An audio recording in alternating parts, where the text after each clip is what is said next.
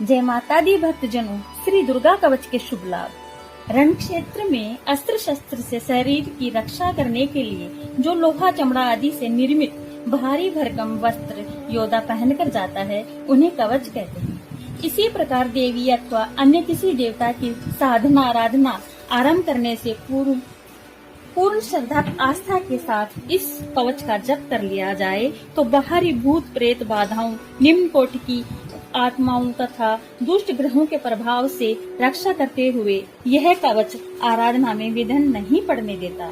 यह मातेश्वरी दुर्गा का सबसे शक्तिशाली कवच है और केवल इसी का नित्य पाठ करते रहने से देवी के अनुकंपा बनी रहती है और मनुष्य की समस्त मनोकामनाएं पूर्ण हो जाती हैं। ओम नमः चंडिकाय बोलकर कवच पाठ आरंभ करना चाहिए। मार्कंडेय जी ने कहा, पितामह, हमें कोई ऐसा गुप्त साधन बताइए जिससे मनुष्यों की सब प्रकार की रक्षा हो और जो अब तक आपने किसी दूसरे को न बताया हो। ब्रह्मा जी बोले, हे महामुनि, ऐसा परम गोपनीय एवं पवित्र साधन तो देवी का कवच ही है जो संपूर्ण प्राणियों का उपकार करने वाला है। हे मुनिराज, उस देवी की 9 शक्तियाँ अर्थात 9 रूप हैं, उन्हें नव दुर्गा कहते हैं। इनके पृथक पृथक नाम इस प्रकार हैं। प्रथम नाम शैलपुत्री, पर्वतराज हिमालय की पुत्री पार्वती देवी। दूसरी शक्ति का नाम ब्रह्मचारिणी, परम ब्रह्म परमात्मा का साक्षात कराने वाली। तीसरी शक्ति का नाम चंद्रघंटा, चंद्रमा जिनकी घंटा में है। चौथी शक्ति का नाम कुष्मांडा, त्रिविध युक्त संसार जिनके उदर में स्थित है। पांचवी दुर्गा का नाम स्कंद माता, कार्तिकेय की जननी है। छठी शक्ति का नाम कात्यायनी, महर्षि कात्यायन के आश्रम पर प्रकट होने वाली देवी जिन्हें महर्षि ने अपनी कन्या माना है। सातवीं शक्ति कालरात्रि, समस्त सृष्टि का संहार करने वाले काल की भी रात्रि अर्थात विनाशिका है। आठवां स्वरूप महागौरी, शिव के महाकाली कहने पर जिन्होंने तपस्या करके वरदान में महान गौर वरण प्राप्त किया था। और नवी शक्ति का नाम सिद्धार्थी, सिद्धि अर्थात मोक्ष को देने वाली दुर्गा के इन 9 रूपों का वर्णन सर्वज्ञ ब्रह्मा जी द्वारा किया गया है। जो मनुष्य अग्नि में जल रहा हो, युद्ध भूमि में शत्रुओं से घिर गया हो अथवा किसी अन्य भारी विपत्ति में फंस गया हो, यदि वह भगवती दुर्गा की शरण का आश्रय ले ले तो उसका युद्ध का संकट में कभी कोई कुछ नहीं बिगाड़ सकता। युद्ध या संकट में कभी कोई कुछ नहीं बिगाड़ सकता। उसे कोई विपत्ति घेर नहीं सकती और न ही उसे शोक, दुख तथा भय की प्राप्ति ही हो सकती है। जो भक्ति पूर्वक देवी का स्मरण करते हैं, उनकी सभी प्रकार से उन्नति होती है। देवेश्वरी, जो तुम्हारा स्मरण करते हैं, उनकी तुम निसंदेह रक्षा करती हो। चामुंडा देवी प्रेत पर आरूढ़ होती हैं, वाराही भैंसे पर, इंद्री ऐरावत हाथी पर, वैष्णवी देवी गरुड़ पर, माहेश्वरी बैल पर, कौमारी मयूर पर, लक्ष्मी देवी कमल के आसन पर विराजमान है। वृषभ पर बैठी हुई ईश्वरी देवी ने श्वेत रूप धारण कर रखा है।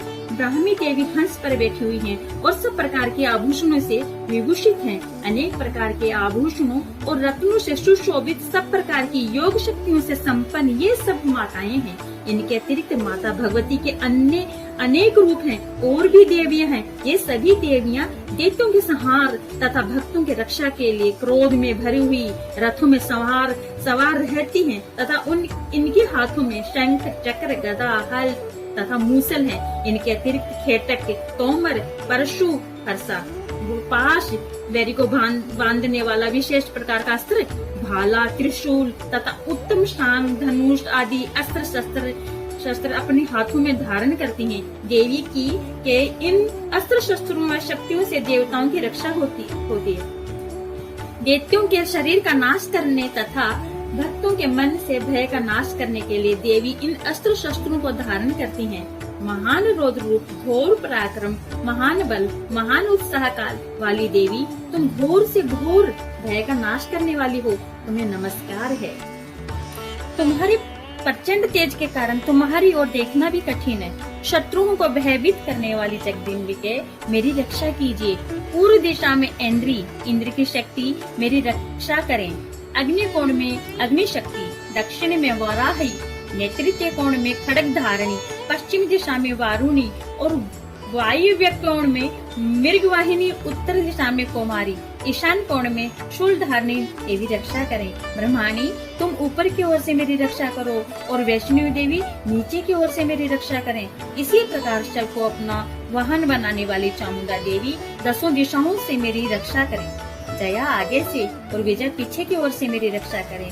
वाम भाग में अजिता और दक्षिणी भाग में अपराजिता रक्षा करें। उद्योतिनी शिखा की उमा मेरे मस्तक पर विराजमान होकर रक्षा करें। ललाट के मालाधारी बहुओं की यशस्विनी देवी, भुवों के मध्य भाग में त्रिनेत्रा, नथनों की यमघंटा देवी, दोनों नेत्रों के मध्य भाग में शंखनी, कानों की द्वारवासिनी, कपोलों की कालिका देवी तथा भगवती शांकरी कानों के मूल भाग की रक्षा करें। नासिका की सुगंधा, ऊपर के होठ की चर्चिका, नीचे के होठ की अमृत कला तथा जिह्वा की सरस्वती देवी रक्षा करें।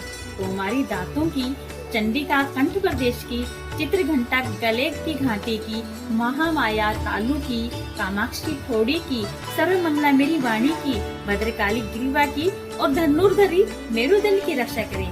कंठ के बाहरी भाग की नीलग्रीवा और कंठ नलिका की नलकुबरी, दोनों कंधों की खड्गिनी और मेरी दोनों भुजाओं के वज्र धारणी रक्षा करें। दोनों हाथों की दंडनी, अंगुलियों की अंबिका, नखों की शूलेश्वरी, कुलेश्वरी, कुक्षी, पेट की रक्षा करें। महादेवी दोनों स्तनों की, शोक विनाशिनी देवी मन की, ललिता देवी हृदय की और शूल धारणी उदर की रक्षा करें। नाभि की कामिनी, गुहे भाग की भुवेश्वरी, पूतना और कामिका लिंग की और महिष वाहिनी गुदा की रक्षा करें। भगवती कटी भाग की, विंध्यवासिनी घुटनों की, महाबला देवी दोनों पिंडलियों की रक्षा करें। नारसिंह दोनों घुटियों की, तेजस्वी चरणों के पृष्ठ भाग की, श्री देवी पैरों की, उंगलियों की और तलवासिनी पैरों के तलवों की रक्षा करें। कराली देवी नखों की, उद्रुव केशिनी केशों की, रोमकूपों की कोबेरी और त्वचा की बागेश्वरी देवी रक्षा करें। पार्वती देवी रक्त, मज्जा, वसा, मांस, हड्डी और मेद की, कालरात्रि आंतों की और मुक्तेश्वरी पित्त की रक्षा करें। मूलाधार आदि कमल कोशों की पद्मावती देवी, कफ की चूड़ामणि देवी, नख के तेज की ज्वालामुखी अभेद्या देवी शरीर की समस्त संधियों की रक्षा करें। हे ब्रह्माणी आप मेरी वीर्य की रक्षा करें। छत्रेश्वरी छाया की तथा धर्मधारिणी देवी मेरे अहंकार, मन और बुद्धि की रक्षा करें। वज्रहस्ता देवी मेरे प्राण, अपान, व्यान, उदान और समान वायु की तथा कल्याण शोभना मेरे प्राण की रक्षा करें। रस, रूप, गंध, शब्द और स्पर्श इन सब विषयों का अनुभव करते समय योगिनी देवी रक्षा करें तथा सत्व गुण, रजोगुण और तमोगुण की रक्षा सदा नारायणी देवी करें। वाराही आयु की, वैष्णवी धर्म की, चक्रणी देवी यश, कीर्ति, लक्ष्मी, धन तथा विद्या की रक्षा करें। इंद्राणी मेरे गोत्र की, चंडिका मेरे पशुओं की, महालक्ष्मी पुत्रों की और भैरवी पत्नी की रक्षा करें। मेरे पति की सुपथा, मार्ग के क्षेमकारी, राजा के दरबार में महालक्ष्मी, विद्या देवी संपूर्ण भाइयों से मेरी रक्षा करें।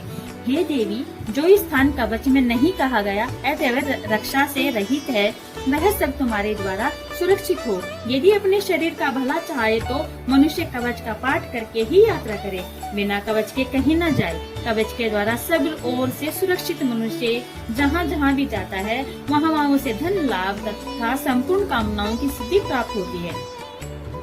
पृथ्वी पर उसे पुरुष का महान ऐश्वर्य एवं अतुल संपत्ति प्राप्त होती है।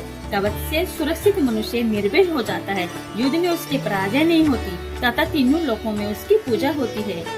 देवी का यह कवच देवताओं के लिए भी दुर्लभ है। जो प्रतिदिन नियम पूर्वक तीनों संध्याओं के समय श्रद्धा के साथ इसका पाठ करता है उसे देवी कला प्राप्त होती है तथा वह तीनों लोकों में कहीं भी पराजित नहीं होता, उसकी अकाल मृत्यु नहीं होती और 100 वर्ष से भी अधिक आयु पाता है। जो पहले इस कवच का पाठ करके उसके बाद सप्तशती का पाठ करता है उसके पुत्र पौत्रादि इस पृथ्वी पर तब तक फलते फूलते हैं जब तक वह वन, पर्वत और उद्यानों सहित यह पृथ्वी टिकी हुई है। फिर देह का अंत होने पर वह पुरुष भगवती महामाया की कृपा से देव दुर्लभ मोक्ष पद को प्राप्त करता है। सुंदर दिव्य रूप धारण करके वह भगवान शिव के निकट रहकर स्वर्ग लोक के आनंद का उपभोग करता है। इति देवी कवच संपूर्ण हुआ। नमस्कार।